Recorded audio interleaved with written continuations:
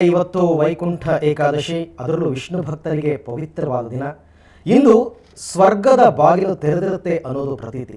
ಹೀಗಾಗಿ ಇವತ್ತು ವೆಂಕಟೇಶ್ವರನ ದರ್ಶನಕ್ಕೆ ಭಕ್ತರು ಹಿಂಡು ಹಿಂಡಾಗಿ ದೇವಾಲಯಗಳಿಗೆ ತೆರಳುತ್ತಾ ಇದ್ದಾರೆ. ಸಿಲಿಕಾನ್ ಸಿಟಿಯ ವೆಂಕಟೇಶ್ವರನ ದೇವಾಲಯಗಳಲ್ಲಿ ವಿಶೇಷ ಪೂಜೆ ನಡೀತಾ ಇದೆ. ಕೋಟೆ ವೆಂಕಟೇಶ್ವರ, ವೈಯಾಲಿ ಕಾವಲಿನಲ್ಲಿ ಇರತಕ್ಕಂಥ ತಿರುಪತಿ ತಿರುಮಲ ದೇವಸ್ಥಾನ, ಮಹಾಲಕ್ಷ್ಮಿ ಲೇಔಟ್ ಹಾಗೂ ಶ್ರೀನಿವಾಸ ನಗರದ ಶ್ರೀನಿವಾಸನ ದೇಗುಲ ಸೇರಿದಂತೆ ಎಲ್ಲ ದೇವಸ್ಥಾನಗಳಲ್ಲೂ ಕೂಡ ಪೂಜೆ ನಡೀತಾ ಇದೆ. ಭಕ್ತಾದಿಗಳಿಗೆ ಪ್ರಸಾದ ವಿನಿಯೋಗಿಸಲು ಟನ್ಗಟ್ಟಲೆ ಲಡ್ಡು ಸಹ ರೆಡಿಯಾಗಿದೆ. ಈ ಬಾರಿ ಧನುರ್ಮಾಸದ ಉತ್ತರಾಯಣದಲ್ಲಿ ವೈಕುಂಠ ಏಕಾದಶಿ ಬಂದಿರೋದು ಮತ್ತೊಂದು ವಿಶೇಷ. ಹೀಗಾಗಿ ಮುಂಜಾನೆ 2 ಗಂಟೆಯಿಂದ ಪೂಜಾ ಕೈಂಕರ್ಯಗಳು ಶುರುವಾಗಿವೆ.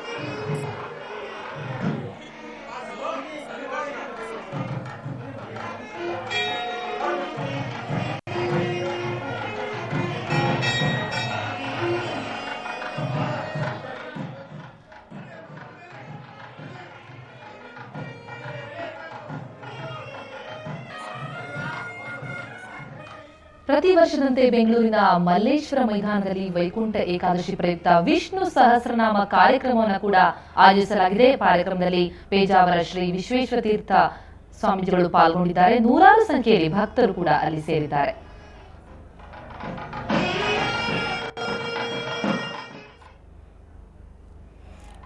ಪದ್ಮಪುರಾಣದ ವಿಚಾರವನ್ನು ನಾನು ಹೇಳ್ತಾ ಇದ್ದೆ. ಪದ್ಮಪುರಾಣದಲ್ಲಿ ಶ್ರೀನಿವಾಸ ಕಲ್ಯಾಣನ ಒಂದು ಉಲ್ಲೇಖವಿದೆ. ಆ ಶ್ರೀನಿವಾಸ ಕಲ್ಯಾಣದಲ್ಲಿ ಯಾವಾಗ ಪದ್ಮಾವತಿಯನ್ನ ಶ್ರೀನಿವಾಸ ವರಿಸ್ತಾನೆ, ಅವತ್ತಿನಿಂದ ಲೋಕ ಕಲ್ಯಾಣಾರ್ಥವಾಗಿ ಪದ್ಮಾವತಿ ಹಾಗೂ ಶ್ರೀಮನ್ನಾರಾಯಣ ದೇಶದ ಉದ್ದಗಲದಲ್ಲಿ, ಅದರಲ್ಲೂ ಪ್ರಮುಖವಾಗಿ ಹಲವಾರು ದೇಗುಲಗಳಲ್ಲಿ ನೆಲೆಗೊಂಡಿದ್ದು ಲೋಕ ಕಲ್ಯಾಣಕ್ಕಾಗಿ ಅವರು ತಮ್ಮ ಇದನ್ನ ಮುಡಿಪಿಟ್ಟಿರ್ತಕ್ಕಂಥದ್ದು, ಆ ಜನ್ಮವನ್ನು ಮುಡಿಪಿಟ್ಟಿರ್ತಕ್ಕಂಥದ್ದು. ಹಾಗಾಗಿ ಇಲ್ಲಿ ಪ್ರಮುಖವಾಗಿ ವೈಕುಂಠ ಏಕಾದಶಿಯ ವಿಶೇಷತೆ ಏನಪ್ಪಾ ಅಂತಂದ್ರೆ, ಶ್ರೀನಿವಾಸ ಕಲ್ಯಾಣದಲ್ಲಿ ಶ್ರೀನಿವಾಸ ದೇವರೇ ಹೇಳೋ ಪ್ರಕಾರ ವೈಕುಂಠ ಏಕಾದಶಿಯ ದಿನ ವೈಕುಂಠದ ದ್ವಾರ ಮುಕ್ತವಾಗಿ ತೆರೆದಿರುತ್ತೆ. ಅವತ್ತು ಪಾಪ ಪುಣ್ಯಗಳನ್ನು ಮಾಡಿದಂತಹ ಯಾರೇ ಸ್ವರ್ಗ ಪ್ರಾಪ್ತಿಯಾದಂತಹ ಸಂದರ್ಭದಲ್ಲಿ ಇವತ್ತು ಅವರಿಗೆ ವೈಕುಂಠ ದ್ವಾರ ಮುಕ್ತವಾಗಿ ತೆರೆದಿರುತ್ತೆ. ಅಲ್ಲಿ ಪಾಪ ಪುಣ್ಯಗಳ ಲೆಕ್ಕಾಚಾರ ಇವತ್ತು ಬರೋದಿಲ್ಲ.